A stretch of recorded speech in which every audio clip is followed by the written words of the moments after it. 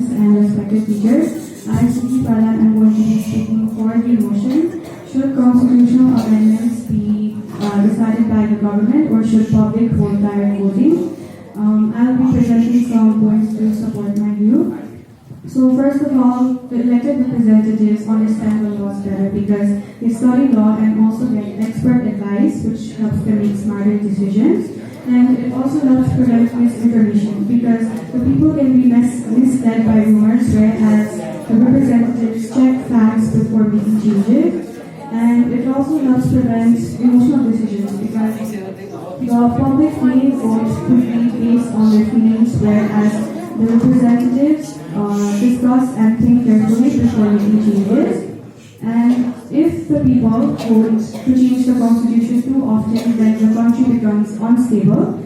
And it is a big part and responsibility of the government to make big decisions for the country. So handling constitutional changes and making changes in the constitution, which is better for the country, is a big part of their responsibility. Thank you.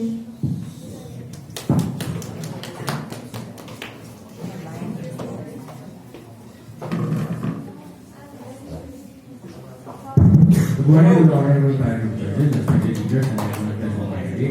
Today, I, Adil Sampura from Great Motion, I stand firmly against the motion. So, I would like to start with the quote. It was said by James Madison. He said that the people are the legitimate foundation of power. That's why people should have should have a vote in the constitutional decisions in the country. And elected politicians may amend the constitution for their favor, for their advantage, and not think about the people's right. That's why a final vote should be there to safeguard the public's rights, as well as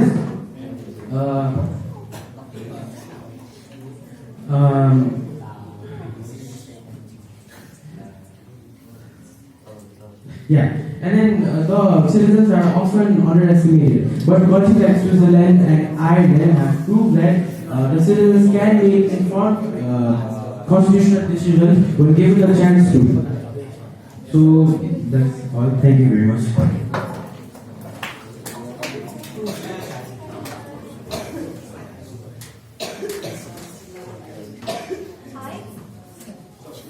I extend my warm greetings to the honorable panel of jury, fellow debaters, and all the joyful audience present here today. I, Vidyorma Adhikari, am truly grateful to be standing here as the second speaker for the motion that constitutional amendments require expert governance rather than public voting to be made. Constitutions are something that have to be made by experts, not by public. Let's take a very solid example of the Constitution of Nepal. Nepal's constitution is 301 pages long. Which one of you has read all of these thoroughly? Which one of us has read this? None of us. Usually most of us do not read the Constitution on a daily basis. I myself have read the Constitution once, and that too for an examination. So this clearly proves that direct voting is not so adequate for a constitution, because constitution requires facts, constitution requires political knowledge, constitution requires a lot of effort, and public voting cannot do this. A simple yes and no cannot fix this. Referendums around the world show that people vote emotionally, not logically. And in this age of social media and information and communication technology, misinformation spreads crazy. Let's say a political leader has stood up who wants to be a dictator, and social media and misinformation can get him to a post so high that our country will turn into a dictatorship. Referendums, if it is given to the public, it can be changed. Haven't we experienced enough manipulated referendums in the past? Don't you remember Adolf Hitler from World War II? Hitler himself had used this referendum method. He manipulated the citizens into believing, and the public vote allowed him to get into the constitution, establishing what we today know as Nazism. In the case of underdeveloped country like Nepal,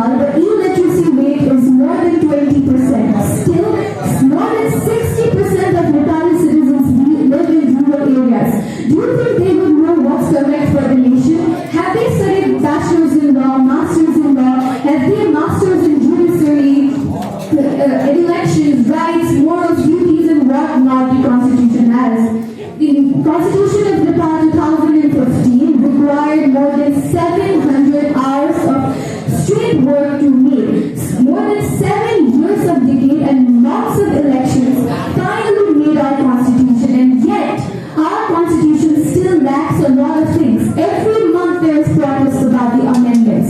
This clearly shows that if experts aren't being able to make the constitution so perfect, how can the public who don't even have that much knowledge about the laws, about political influences, about international relationships?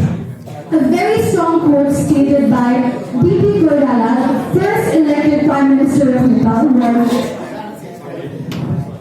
संविधान जनताको बुद्धिमानीतामा होइन जनप्रतिनिधिहरूको जिम्मेवारीमा टिकेको हुन्छ, which translates to democracy depends not on the wisdom of the crowd but on the responsibility of the representatives. This shows how if there are no representatives in the government will fail, it will completely flop. Representatives can be accountable, they can be held accountable. If there is any mistake in the amendments, let's say tomorrow this constitutional amendment made from a referendum violates the rights of people from the Madhya Pradesh, who will they blame? The people? What? They will blame 30 million people all at once? But no, if there are representatives in the government, they can be held accountable for the mistakes they have made. They can be asked, why is there this clause? But if 30 million people, like a complete mess, vote upon a constitutional amendment, if they form a constitutional amendment, who do we blame? Who do we hold accountable? And what will be the fate of the nation? I would like to end my debate by saying that constitutional amendments cannot be made by public voting. It needs a proper government, it needs a proper representatives, which will be made again by the people through elections. So what's the point of us voting for constitutional amendments if we can vote for representatives who have studied, who have done their education, who know what's going on around the world, and who make our constitution so strong that Nepal will develop in the future. Thank you so much. Have a good day.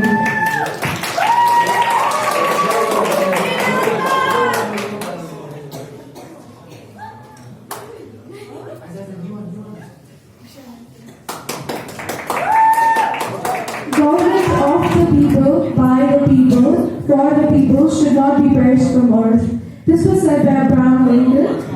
Good morning to all the esteemed judges, fellow debaters, respected teachers, and all the students present over here. I am Ishana Shah from grade 10, here to give support on the idea that public should hold direct voting power to alter the nation's foundational laws. I would like to first start with by explaining my statement I said at the first that was said by Abraham Lincoln, that government is made for the people and for their welfare and their good. So why are we letting government representatives change people's right when when the government is made for the people? Government should hand over the final decision power to the people, to the public, to make the final decisions.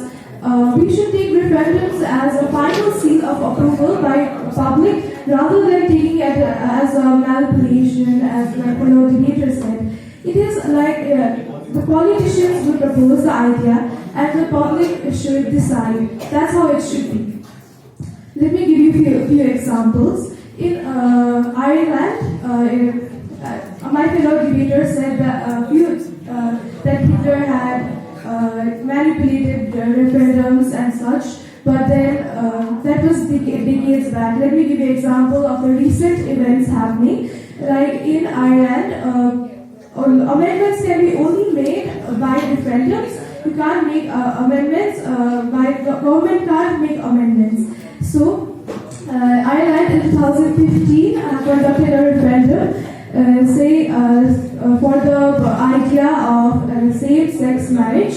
Over here, the public decided, they gave their opinion on the referendum and voted with 66.4% support on the idea. This successfully passed a good amendment, and public was able to vocalize their opinions and thoughts regarding the subject. Let me give you another example that happened in Ireland. Like in 2018,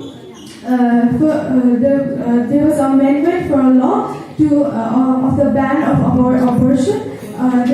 In 2018 there was a referendum, and then the government voted, and 61% of people voted to change it, and abortion should not be banned. This caused a great progress in the political side of Ireland. With a few examples I said, there can be a massive progress on the political side of the nation if the final decision is given to the public.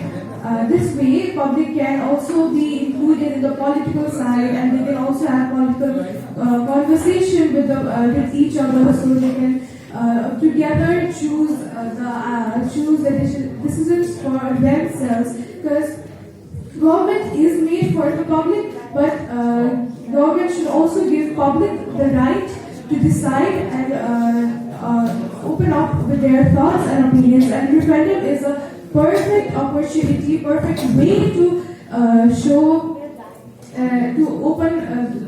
be open with their thoughts and opinions. Let me give you another example. Switzerland has also conducted hundreds of referendums, and this has caused massive progress in their government matters and such. There's another live example that Nepal itself has been so corrupted because all the power is given to the government, and all the corrupted political parties have been destroying our nation and our nation's integrity.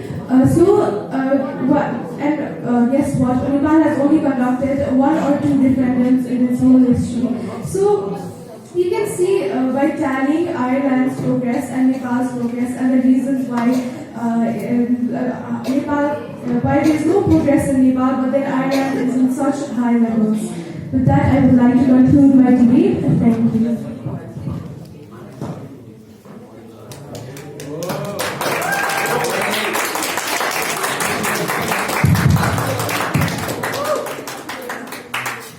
Our government's constitution is its foundation. Good morning, everyone. Respected judges, my fellow debaters, all the brothers and sisters present in this room. Good morning, everyone. I am Aditya Bosnes from Red Nepal, and I am going for the motion that elected government representatives should make the constitutional amendments rather than the public. Let's start with this. If you want to make a house, you make the foundation by solid concrete, steels, bricks, and strong materials, not toothpicks. Public are like a toothpick. They matter a lot and they are in huge size, but they can't be compared to concrete and the bricks which are made for making the foundation. You leave the job to the one who does it. According to my fellow debater, she said that the public elects the government's representative, but they should also listen to the public. They elected the representatives because they know they have some trust in them. They know they are specialized in the field, and they know that they can do something. You don't put your hand into their work. They are doing their work, and let them do it. Why do you want to be in it? And another point I have for my debater is why are we wasting our money and holding these referendums when we can just make rules and regulations in their own cabins and their own office? They are made for it. And if you go around the whole country asking for their opinions, what they should do, what they should not do, it will take a whole lot of time to just make one page of constitution. The constitution of Nepal is 308 pages long. If you want to add the public in every page of it, just think about it. How much time would it take to make the constitution? Following that, I would like to address the problem of the tyranny. Let's suppose this. If you want to make a house, and you are searching for the windows. You go to an engineer, you go to an architect to say what the design should be. You don't go around everyone asking which design should I pick. If you go around everyone, well, what if they say you don't need a window? What if they say the window should be made up of concrete? The window shouldn't be there. Will you have a house with no windows? Is that what you need? You make your own choices, no? That's what the government does. They make their own choices and they make the best choices because they are elected for it. They are made for their job. Another thing I want to address is the changes. If the public want this thing today, they want another thing tomorrow. You can't go around changing the constitution every day. Imagine the loopholes, imagine the trouble the government will have changing the constitution every day. The public wants more, the public wants something different every day. You can't go around changing everything. And another thing I have is about what the government decides. The government is made up of specialized people in this respective fields, and the public, as you know, some may be literate, some may be illiterate, and when you have the public, the majority can be good or they can be bad. Let's suppose this, you want to make the education of one country strong. You go to specialized teachers, you go to someone who has achieved something in their field. If you go around the public asking for what the education system might be for a country, it may differ to every person what the education should be. Some may say that there should be no teachers. Some may say that there should be strict teachers. Will you go around everyone asking for how the teacher should be, how the dress should be, how the rules should be, how the infrastructure should be? You agree on one thing and it takes less time, you can do it effectively, and the choices are clear according to the needs. Thank you.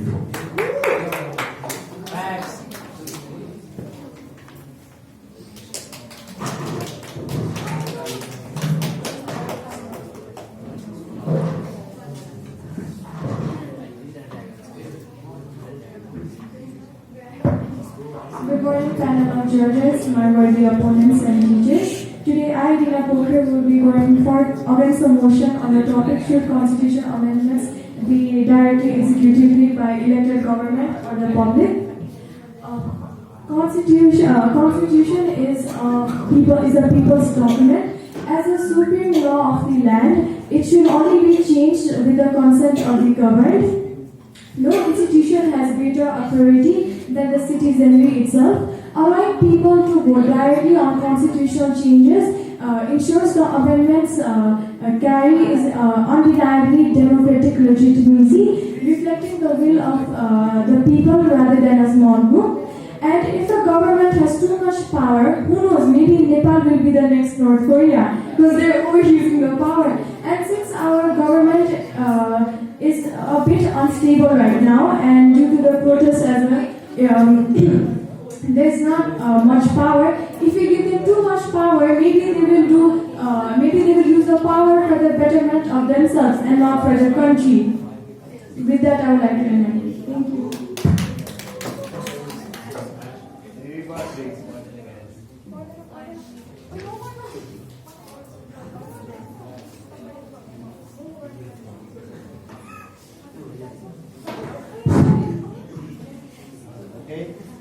My fellow debaters stated the quote stated by Abraham Lincoln, government for the people, of the people, by the people. But I would like to clear that by the people does not mean that Abraham Lincoln wanted people to directly vote for the Constitution. The Congress led by Abraham Lincoln himself used elected representatives who later stood in the election brought in the government as representatives, not as public votes, and made the Constitution. So let me get this clear once again that Abraham Lincoln's example as used by the opponent is not as so valid as Abraham Lincoln himself supported representational constitution rather than direct voting. Thank you.